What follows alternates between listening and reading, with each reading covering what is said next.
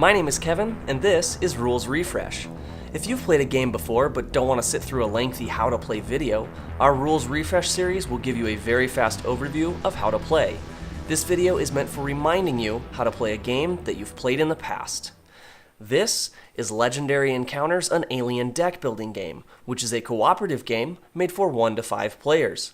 I will be covering most of the rules of the game, but in order to keep this video short, I will be skipping over some of the finer details.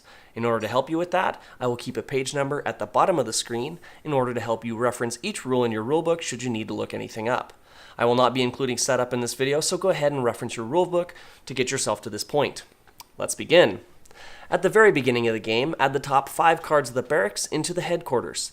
Each player shuffles their own personal deck and draws 6 cards. Players then choose who goes first. Legendary Encounters, an alien deck building game, is split into 4 phases. During the Hive phase, the current player will draw a Hive card from the Hive deck and add it to the rightmost space in the complex, which is usually the ventilation shafts. As you do this, do not flip the Hive card face up. It will remain face down as it enters the complex. If there is already a card in the rightmost space of the complex, that card will be pushed 1 space closer to the airlock. Sometimes adding a single card to the complex will cause multiple cards to be pushed forward. If a card is in the airlock and needs to be pushed, it will leave the complex and enter the combat zone. If it is still face down, flip it face up now. During the action phase, the players will play cards from their hand. The order in which you play cards from your hand can be important, so be intentional. When playing this card, the player will gain 2 attack, indicated by this 2 attack icon. When playing this card, the player will gain 1 recruit point, indicated by this 1 recruit point icon. When playing this card, the player gains 2 recruit points and 2 attack. This last card is a bit more unique. Played on its own, it's worth 2 recruit points. However, if you have already played a card this turn with a matching icon, then it activates the text, giving you 1 additional recruit point. Similarly, if you played a card earlier with this matching icon, you could activate this text, allowing you to draw 1 additional card. Attack may be used to scan rooms or attack enemies, and may be done any number of times at any time during your action phase, as long as you have enough attack to do so.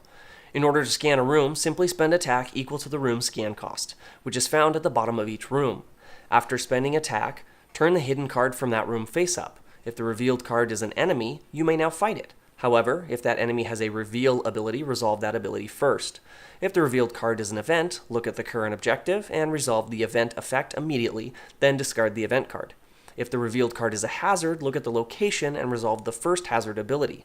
The second time a hazard is revealed during the game, resolve the second hazard ability and resolve the third hazard's ability when the third hazard card is revealed. After resolving hazards, discard them. Some objectives include special cards or characters, so when revealing one of these, just follow the reveal abilities on them. To attack an enemy, simply spend attack equal to that enemy's attack value in order to kill it. Then put that card onto the dead enemy's space. In order to recruit new cards, you may spend recruit points equal to the cost and place that card on your discard pile. Immediately refill the empty space in the headquarters. You may also spend 3 recruit points to recruit a sergeant, placing the top card of the sergeant deck in your discard pile. Continue playing cards and spending attack and recruit points until you have no attack or recruit points left to spend, cannot afford to do anything else, or until you choose to be done. After completing the action phase, the current player will enter the strike phase. From right to left, draw a strike from the strike deck, 1 at a time until you have taken 1 strike for each enemy. Some enemies will cause you to draw multiple strikes or trigger other effects.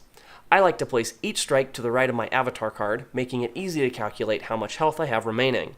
If drawing a strike ever brings a player down to 0 health or less, they are eliminated from the game. They will no longer take turns. However, if their teammates can complete all 3 objectives, they can still walk away a winner. After the strike phase, if a player is still alive, they enter the cleanup phase, where they discard any remaining unused cards from their hand, along with any cards they did play this turn. Next, they draw 6 new cards from their deck to create their hand for the next turn.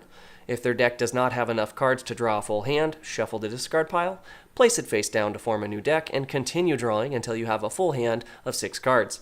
Only shuffle your discard pile when you have to draw and cannot. Do not do it early. After completing the cleanup phase, the turn will move on to the next player. Keep in mind that you may reference each phase here on your playmat. In order to win the game, you must complete all 3 objectives. Requirements to complete an objective will vary, although Objective 3 will always require you to defeat a final enemy. After meeting the objective's requirements, that objective is complete, and you may move it from the top of the pile to the bottom. Read the new objective to see what you must do to complete it, and follow the setup text, if any, to prepare for the new objective. If at least one player managed to survive long enough to complete all 3 objectives, the game ends immediately and all players win. However, if all characters die, then the game ends when the last player dies and all players lose. Many cards in the headquarters will have various abilities. One of these abilities is Coordinate. If you have a Coordinate card in your hand, you may allow another player to use it during their turn. Set the Coordinate card aside, face up, so the active player may see and utilize it. Draw a new card for your hand. At the end of the active player's turn, place that Coordinate card into your discard pile. Keep in mind you may only play 1 Coordinate card per turn, but during your turn you may utilize 1 Coordinate card from each other player. The rest of these various abilities are not required to start playing, so I'll let you reference the rulebook for those abilities as they appear while you play. Likewise, many alien cards in the game will have various abilities, and I'll let you reference your rulebook for their effects as well. Facehuggers are a different type of enemy that you may encounter. When a facehugger is revealed, place it face up in front of you. You may use your attack this turn to kill the facehugger. If you are unable to kill it, the next player has the opportunity to kill the facehugger. If neither you nor the next player have enough attack to kill the facehugger, it impregnates you. The facehugger goes to the dead enemy's space, and you will place a chestburster card from the hatchery into your discard pile. After this, you will continue playing the game as normal with a few changes. First, if you have acquired a chestburster, you no longer draw strikes. If a facehugger would be placed in front of you, instead place it in front of the next player. The next time you need to draw but have no cards left in your draw pile, shuffle the discard pile as normal. However, now there is a chestburster in your draw pile. If at any time you draw the chestburster card, your character dies and you are eliminated from the game. For now, you know everything you need to start playing. This has been your rules refresh for Legendary Encounters, an alien deck building game. Thanks for watching.